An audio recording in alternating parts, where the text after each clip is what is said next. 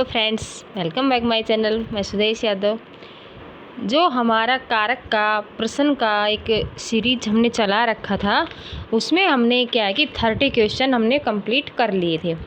उसके बाद आज हम नेक्स्ट 30 क्वेश्चन कंप्लीट करेंगे, जो होंगे। कल हमने पढ़ा प्रथमा और द्वितीय, आज हम पढ़ेंगे द्वितीय के भी कुछ क्वेश्चन हैं। द्वितीय, तृतीय और पंचमी के, बस पंचमी नहीं पढ़ेंगे, द्वितीय, तृतीय और चतुर्थी। पंचमी क्या नेक्स्ट वीडियो में बताएंगे। तो कुछ मोस्ट इम्पोर्टेंट क्वेश्चंस जो हैं, जो कारक में हैं, और जो TET, UP TET, C TET, MP TET, इनमें जो भी क्वेश्चन आते हैं उनका छांट करके और बड़ा ही मतलब अच्छे से एग्ज़ाम में जो प्रश्न पत्र होते हैं प्रीवियस ईयर, उनमें से देख करके कुछ छांट करके कुछ क्वेश्चन के लेकर आए हैं आपके लिए। तो चलिए अभी देखते हैं इन क्वेश्चनों को। और आपको थोड़ा सा अगर वीडियो पसंद आए और आपके लिए थोड़ी वीडियो हेल्पफुल हो तो वीडियो को लाइक करके जाना, और अगर चैनल पर नए हो तो चैनल को ज़रूर सब्सक्राइब कर लेना, ठीक है। तो चलिए आपका समय वेस्ट नहीं करते हुए चलिए वीडियो को शुरू करते हैं। चलिए 30 हमने कर लिए थे, तो 31 से आज शुरू करते हैं। बलिम याचते वसुधाम। यहाँ बलि की कर्म संज्ञा विधायक सूत्र है। देखिए जो प्रश्न होता है ना, प्रश्न में ही हमें पता चल जाता है कई बार कि उत्तर क्या होना चाहिए। तो कर्म है यहाँ पर, देखो बलि की कर्म संज्ञा।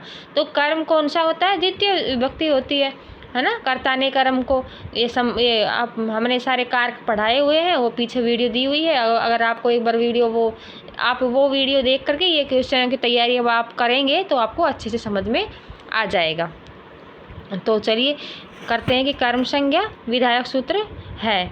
तो बलिम याचते वसुधाम, यहाँ पर याच धातु है और अकथितम च से जो 16 द्विकर्मक धातु ये थी, उसमें एक याच धातु भी है, दुहु याच पच।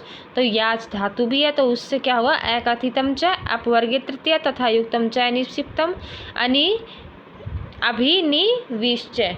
तो यहाँ पर होगा अकथितम च। अकथितम च में 16 द्विकर्मक धातुएं होती हैं, जिसमें से याच एक धातु है।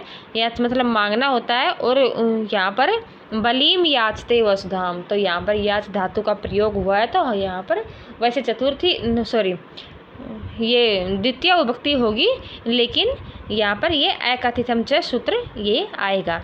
चलिए अगला देखते हैं। और हाँ, एक आपसे रिक्वेस्ट है, आप जब ये सीरीज करोगे तो वीडियो को पॉज करके पहले आप अपने मन में उत्तर देखना, और वीडियो के अंत में हमें ये ज़रूर कमेंट करके बताना कि आपके कितने मतलब जो क्वेश्चन हैं वो कितने आपके सही हुए हैं, ठीक है। सही सुमेलित नहीं है, नहीं वाले प्रश्न को थोड़ा ध्यान से देखना है। पहला है अधिसिंह स्थासाम। अधि यहाँ पर एक उपसर्ग है। अभिनिविश्चय, अभी यहाँ पर 2, अभी और नि 2 उपसर्ग हैं। उपसर्ग हमेशा शब्द के पहले लगते हैं। 22 उपसर्ग होते हैं। उपान, उप, अनु, अध्यावश। तो यहाँ पर उप, अनु, अधि, आंग, ये 4 उपसर्ग हैं। उपो अधिके च, तो यहाँ पर उप और अधिक 2 उपसर्ग हैं। तो यहाँ पर सही कौन सा होगा? तो सही यहाँ पर मतलब वैसे तो ये 3 सही हैं, लेकिन यहाँ पर पूछा है कि सही सुमेलित नहीं है। तो इसका सही आंसर क्या होगा? द, मतलब इनमें सारे में गलत है द, तो हमारा यहाँ पर सही होगा द उपोन अधिक, उपो अधिके च। उप और अधिक उपसर्ग नहीं होता है, ठीक है, क्योंकि यहाँ पर गलत पूछा है, तो ये उत्तर ये द सही होगा।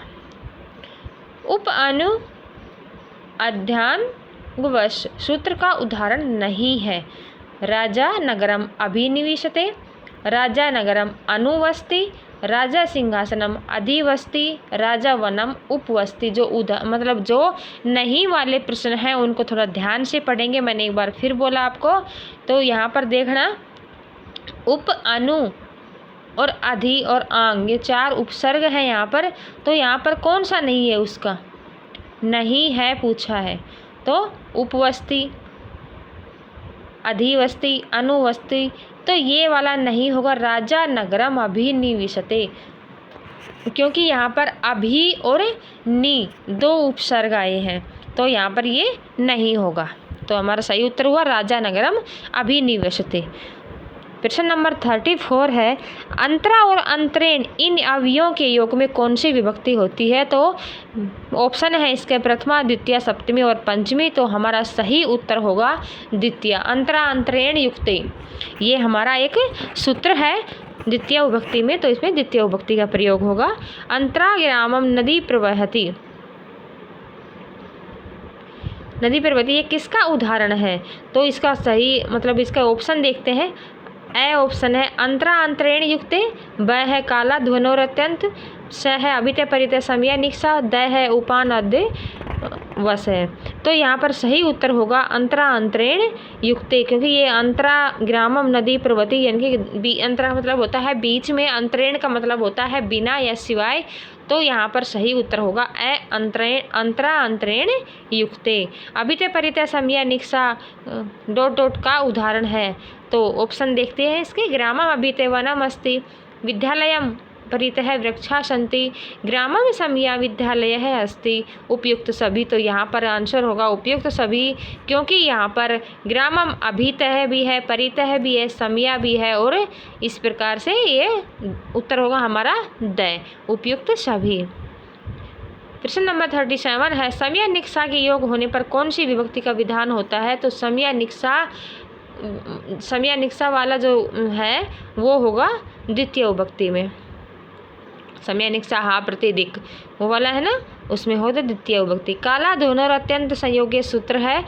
ऑप्शन है कर्ता कारक का, कर्म कारक का, कर्ण कारक का और संप्रदान कारक का। तो उत्तर होगा कर्म कारक का। काला ध्वनोर अत्यंत संयोगी, काल मतलब समय होता है, ठीक है। अध्वन मतलब मार्ग होता है। क्रिया की सिद्धि में जो सबसे अधिक उपकारक होता है उसे कहते हैं कर्म संज्ञा, कर्ण संज्ञा, संप्रदान संज्ञा, अपादान संज्ञा। तो हमारा सही उत्तर होगा कर्ण संज्ञा। जो क्रिया की सिद्धि में जो सबसे अधिक उपकारक होता है वह होता है कर्ण संज्ञा। हमारी यहाँ पे से तृतीय विभक्ति शुरुआत हो गई है। साधक तमम करणम, यानी कि कर्ता अपनी क्रिया की सिद्धि के लिए जिस साधक का प्रयोग करता है उसे कर्ण कहते हैं, ठीक है। साधक तमम करणम, यह सूत्र किस विभक्ति का है? यह सूत्र तृतीय विभक्ति का है। प्रथमा, तृतीय, पंचमी, सप्तमी। तो हमारा सही उत्तर होगा तृतीय विभक्ति का है, ठीक है। हमने शुरू में जब कारक पढ़ा तो सबसे पहले हमने कारक का परिचय, उसके बाद हमने प्रथमा विभक्ति पढ़ा। प्रथमा विभक्ति में हमने पढ़ा कि प्रातिपदिक अर्थ परिमाण वचन प्रथमा, तो ये हमारा ये प्रथमा विभक्ति का हो गया। द्वितीय विभक्ति में हमने पढ़ा था कि कर्तुरीप्सितमम, कर्म करता अपनी क्रिया के लिए जिसे सर्वाधिक चाहता है उसे कर्म कहते हैं। कर्मणि द्वितीय, कर्म के योग में द्वितीय विभक्ति का प्रयोग होता है। और हमने यह भी पढ़ा था कि एकथितम जैसे तो दो याचपस दंडरुत पृथ्वी ब्रुसाजी मत मुस्नि हरिकृष्व है, ये 16 द्विकर्मक धातुएं हैं। इन धातुओं के योग में द्वितीय विभक्ति का प्रयोग होता है। अभितय परितय समया निक्षा हा प्रतिदिक अवध्य अधि उपरि उपरि अध्य यदि, इन सभी के योग में द्वितीय विभक्ति का प्रयोग होता है। तो अब हमारी शुरुआत हो रही है तृतीय विभक्ति की।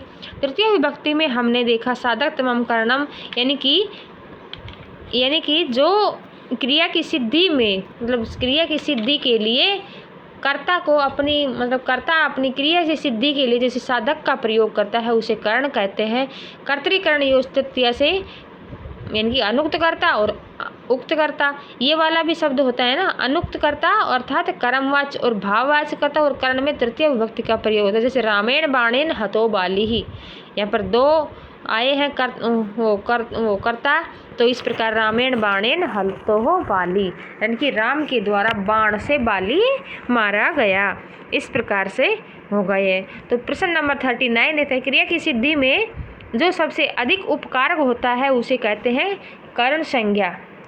साधक तमम करणम सूत्र किस विभक्ति का है? तो तृतीय विभक्ति का है। कर्ण कारक का उदाहरण है रामेण बाणेन हतो बाली, राम मोहन दात्रेण लुनाति, त्वम कमलेन पत्रम लिख, उपयुक्त सभी। तो यहाँ पर सही उत्तर होगा उपयुक्त सभी, क्योंकि रामेण बाणेन में तृतीय विभक्ति है, मोहन दात्रेण में तृतीय विभक्ति है, कमलेन में भी तृतीय विभक्ति का प्रयोग हुआ है।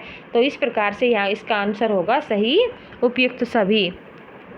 स सा कम समम सार्धम आदि सहायक शब्दों के योग में अप्रधान में कौन सी विभक्ति आती है? थोड़ा सा बड़ा कर देते हैं, आपको अच्छे से दिखाई देगा।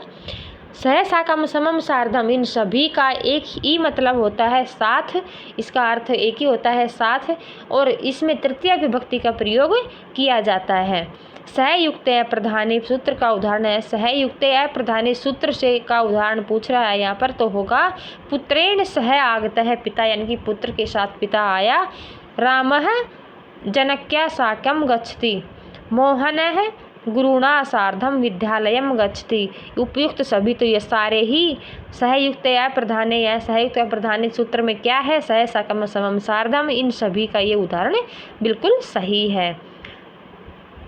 देखिए ये देखते हैं, ये ना अंग विकार सूत्र से कौन सा विभक्ति का विधान होता है, तो ऑप्शन है द्वितीय, पंचमी, चतुर्थी, तृतीया। तो इसका सही उत्तर होगा तृतीया, ये ना अंग विकार में तृतीय विभक्ति का प्रयोग होता है। उपयुक्त सभी इसका उत्तर आ जाएगा। इत्थम भूत लक्षणे, इत्थम भूत लक्षणे क्या होगा, शरीर के, यानी कि देखो ये ना अंग विकार में क्या होता है, जिस अंग में, जिस अंग से उसके अंदर विकार समझा जाता है, उसके अंदर क्या होगा, ये ना अंग विकार, तृतीय विभक्ति का प्रयोग होगा। तो इत्थम भूत लक्षणे इस सूत्र का उदाहरण है जटाभिः तापसः पादेन गच्छति, पित्रा सह गच्छति प्रकृत्या शोभना है। तो इसका सही उत्तर होगा जटाभिः तापसः, यानी कि वह जटाओं से तापसी दिखता है, तपस्वी दिखाई देता है।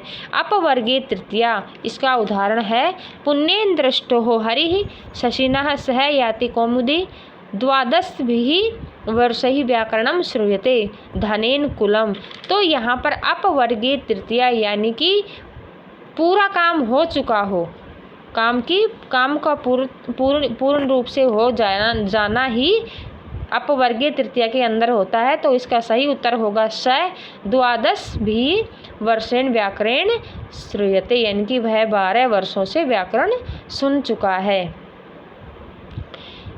प्रश्न नंबर 48 है पृथक विना नाना अभीस तृतीया अंतरिश्याम, इस वार्तिक में से कौन सी विभक्ति का विधान होता है, तो हमने ये कई बार द्वितीय विभक्ति पढ़ा तब भी बताया, तृतीय पढ़ा तब भी बताया था, और पंचमी पढ़ा था हमने तब भी डिटेल से इसको पूरा समझाया था। तो इसमें हुआ द्वितीय, तृतीय और पंचमी।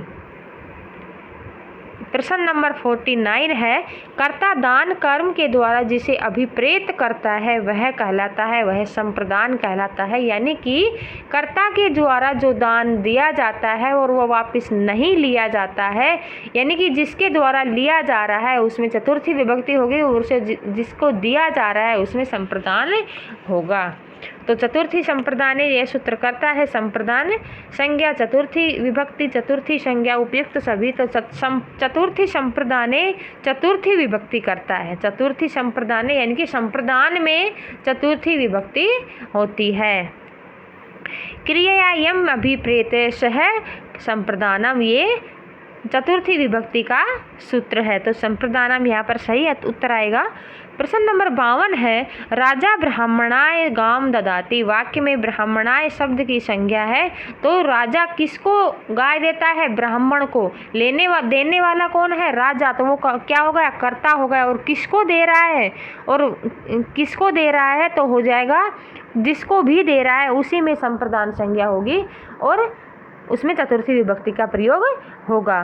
तो यहाँ पर राजा ब्राह्मण को गाय दे रहा है तो ब्राह्मणाय, ब्राह्मण में चतुर्थी विभक्ति का प्रयोग होगा।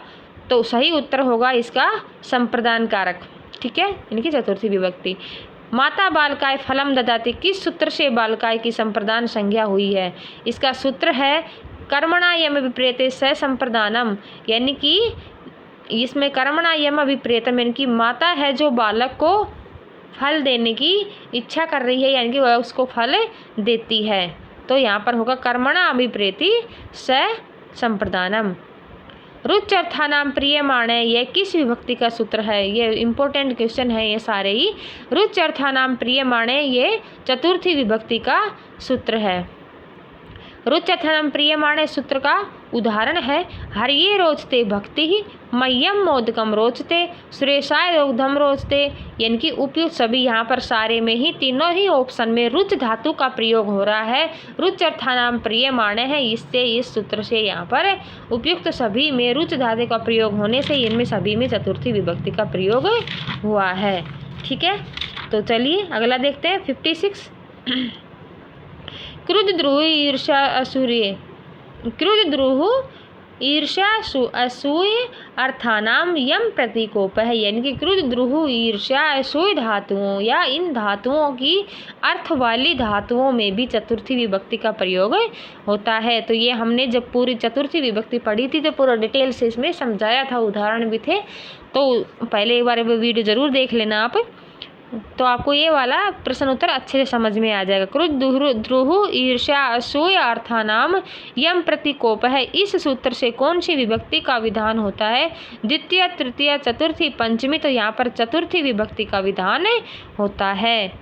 स्पृहि इप्सितः सूत्र है कर्म कारक, कर्ण कारक, अपादान कारक, संप्रदान कारक। तो सही उत्तर होगा संप्रदान कारक। पुष्पेभ्य स्पृहयति, यहाँ किस सूत्र से चतुर्थी विभक्ति हुई है? तो यहाँ पर स्पृह यानी कि स्पृह इप्सित है इस वाले सूत्र से पुष्पेभ्य स्पृहयति, पुष्प को चाहता है। तो इस प्रकार से ये स्पृह धातु का प्रयोग हो रहा है। तो यही देख के समझ जाना कि इसमें चतुर्थी विभक्ति और संप्रदान कारक है। नमः स्वस्ति स्वहा स्वधालम व षट शब्दों के योग में, ये भी इम्पोर्टेंट क्वेश्चन है, ये बहुत बार पूछा भी गया है। नमः स्वस्ति स्वहा स्वधा अलम व षट शब्दों के योग में कौन सी विभक्ति होती है? तो चतुर्थी विभक्ति, पंचमी विभक्ति, तृतीय विभक्ति और सप्तमी विभक्ति। तो सही उत्तर होगा चतुर्थी विभक्ति। अब प्रश्न नंबर 60 है। यहाँ तक चतुर्थी विभक्ति के क्वेश्चन हमारे कंप्लीट हो चुके हैं। 60वां है जो पंचमी विभक्ति का शुरुआत हो चुका है। तो देखते हैं इसको। ध्रुवम अपाये अपादानम सूत्र है। ध्रुवम अपाये यानी कि इस सूत्र में यह मतलब यह किस का सूत्र है? तो यह होगा पंचमी का। ठीक है, तो यह होगा कि किसका? पंचमी का। अपाय मतलब क्या? देखिए इसका अर्थ समझा देते हैं। ध्रुवम यानी कि ध्रुव से अपाये यानी कि अलग होना, है ना, अलग होना। जैसे कोई एक चीज़ है, जैसे पेड़ है, पेड़ से पत्ता गिरता है तो पेड़ क्या है? ध्रुव है, और वहाँ से अलग हो रहा है, अपाय हो रहा है, तो उसमें अपादान होगी, उसको अपादान कहते हैं। और अपादान में पंचमी से अपादान में पंचमी विभक्ति का प्रयोग होगा, इसमें पंचमी विभक्ति होगी। ठीक है, तो अगर आपको वीडियो आपकी थोड़ी भी आपके लिए हेल्पफुल है तो वीडियो को लाइक करते जाना, क्योंकि ये बहुत मेहनत से बनाए जा रहे हैं। तो आपके लिए किस लिए बना रहे हैं कि ताकि आपका कुछ फ़ायदा हो सके, आपका कुछ भला हो सके, इसीलिए। और दूसरी बात यह है कि अगर आप चैनल पर नए हों तो चैनल को ज़रूर सब्सक्राइब ज़रूर कर लेना। ठीक है, तो वीडियो देखने के लिए थैंक यू। फिर मिलेंगे, बाय बाय। मिलते हैं नेक्स्ट वीडियो में, तब तक के लिए बाय।